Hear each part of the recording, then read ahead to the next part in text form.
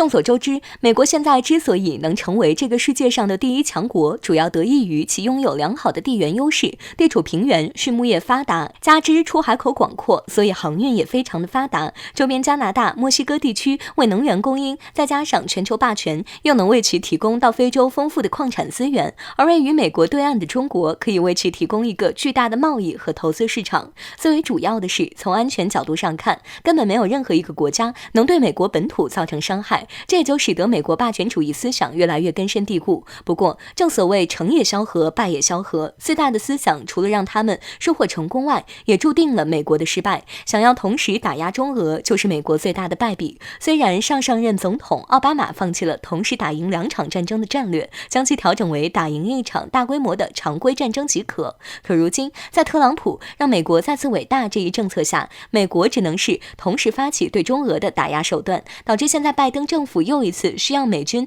能在同一时间赢得2场战争。与之前最大的不同之处是，在拜登上台后，他迅速调整了中国的定位，成为了对美国威胁最大国之首，这样就形成了今天的中美关系。而且不出意外的话，这种关系将来也会是一个长期的局面。好在吃过了一次亏的普京十分清楚美国人是个什么德性，在美国欧华成功后，美国肯定会把所有精力都投入到对付俄罗斯身上。为此，普京坚定地在中美竞争中站在了中国这一边，这就使得俄罗斯也成为了美国人的心头大患。毕竟美国需要面对的俄罗斯是接过苏联几乎所有的核武库，以及强大科研能力和工业生产能力的俄罗斯。种种情况也就导致了当前中俄共同成为了美国人眼中的威胁，但同时跟中俄对着干，美国也将被自己逼上绝路。对于美国当下的霸权威胁，军事专家罗富强认为，同时反对中俄，这是美国犯下最大的错误。这一错误将让美国必将解体。美国的咄咄逼人会让中俄有了面对共同对手的理由，让中俄结成了无边界、无禁区、无上限的超级合作。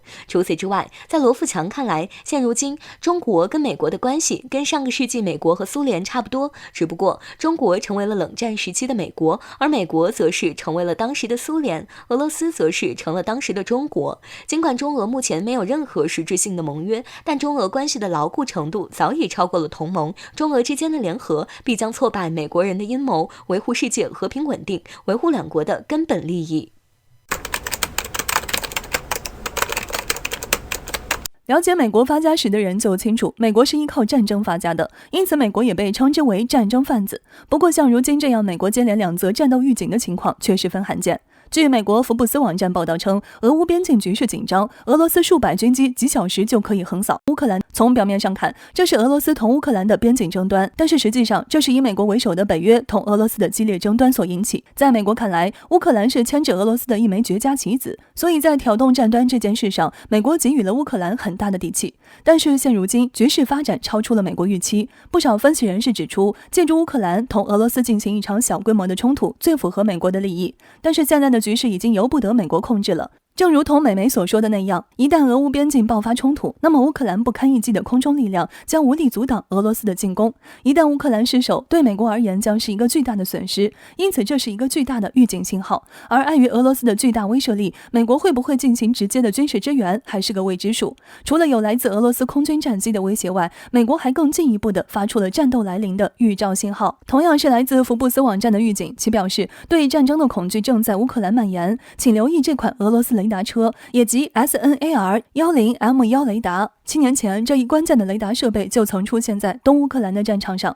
在这一冲突过后，俄罗斯对这一雷达进行了升级改造。按照美媒的说法，最新的 M1 版本能够执行更加广泛的作战任务，包括侦察来自海陆空3方面的袭击目标。从这一角度来看，美国认为一旦俄罗斯想要再次发出进攻，那么这款雷达极有可能出现在进攻队伍中。某种程度上，这一雷达如果发生异动才出现在俄乌边境上，那么就极有可能说明俄罗斯即将发动进攻，这也是美国发出的第2则警告，也更像是公布一个实际的进攻暗号。按理说，美国连发2则警告，美国人应该感到紧张才对，但是近70%的美国人却罕见暗喜，长舒了一口气，还好不是中国。据美国智库最新的一项民调显示，近70%的美国人担心同中国爆发冲突。尽管俄罗斯拥有众多的核武器，但是大国冲突的性质就决定了这必定是一场持久战。所以综合军力、经济实力等各方面因素来看，中国才是美国最大的竞争对手。这或许也正是美国民众担忧的根本所在。因此，相比于在欧洲发生战端，美国人更怕在印太发生战端。即便已经进入冬季，拉达克地区不再适合用兵，印度政府和军队仍然在想方设法提高自己军队的战斗力。根据欧亚时报的报道，印度采购的俄之 S-400防空系统已经开始交货，而到明年4月为止，剩下的法国阵风战斗机也会全部到货。这些武器都会优先部署至中印边境。近期，印度军队已经准备2架从美国租赁的 MQ-9B 海上卫士无人机。印度为什么选择租赁而不是采购呢？因为美国开出的价格实在太黑了，平均每架无人机的价格超过了1亿美元，就是说比 F-35战斗机还贵，简直是把印度当傻子宰。所以印度决定先租赁几架，先用用看。现在看来，印度对于这些无人机的性能还是满意的。美国人的东西虽然贵，但毕竟不坑有钱人，所以印度准备继续采购30架，至于分配，则是陆军、海军和空军各得10架，算是雨露均沾。价格逃不了，依然是30亿美元。印美两国的外交部长和国防部长即将举行2+2会议，很有可能就会宣布此事。最早想引进美国无人机的，其实不是印度陆军或者空军，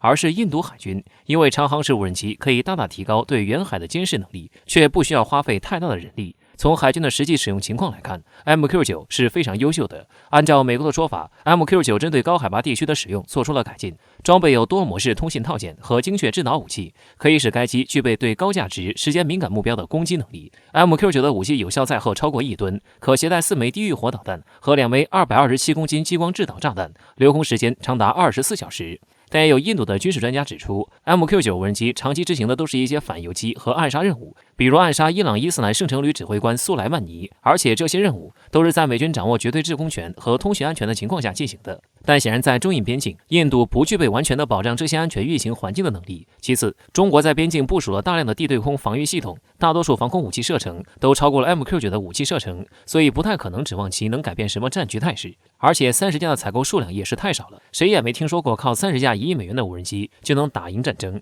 何况中印边境那么漫长。但印度此举也属实无奈，目前全球的无人机大国只有中国、土耳其、美国、以色列等国家，前2个国家支持的都是印度的死敌巴基斯坦。以色列的无人机偏向于侦察用途，作战型无人机只能从美国采购，也就是说，印度意识到了无人机作战的优势，但采购对象却只有准备捞钱的美国人。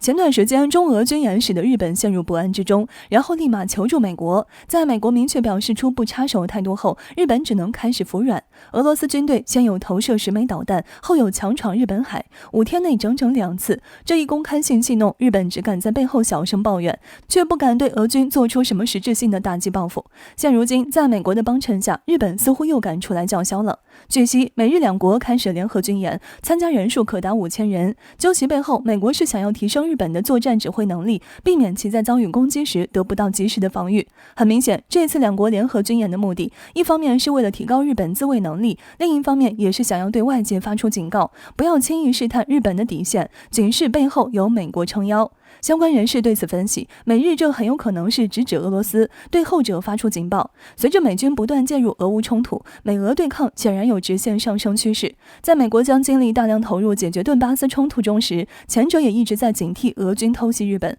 更不用说日俄2者之间因为北方四岛问题都对彼此流露出强烈的敌意。在这种情况下，美日基本对俄军行动处于一个高度紧张的状态，处处都对俄罗斯透露着敌意，而俄罗斯在日本周围的活动早就牵动着美日的神经，害怕俄罗斯军队会进一步行动，而这也暴露出日本处于一个尴尬的处境，其随时可能会遭受俄罗斯军队的来访。但对于美日的挑衅，俄罗斯也是从来不会服软的。俄罗斯该军演还是接着军演，全然不顾美日警告，就像听不懂美日军演下的潜台词，俄军还是头铁驶向日本海进行战斗训练，成功投射导弹。依据俄罗斯军队的做法，就是逢敌必亮剑。显然，俄罗斯这也是在发出强硬信号，俄罗斯也不是好惹的。了，只要有人敢前来触碰俄罗斯的底线，俄罗斯也一定会让其尝尝付出代价的后果。对此，国人直言，俄罗斯军队干得漂亮。事实证明，以牙还牙的手段确实有用，只有亮明自身的态度并给予强硬的回应，敌人才不敢轻易妄动。特别是日本，就是典型的欺软怕硬，只有拿出最强硬的打击，日本才能得到有效的敲打。也有人把目光看向了我国，认为只有中俄联手才能捍卫世界和平，进而有效打击这些不怀好意的势力。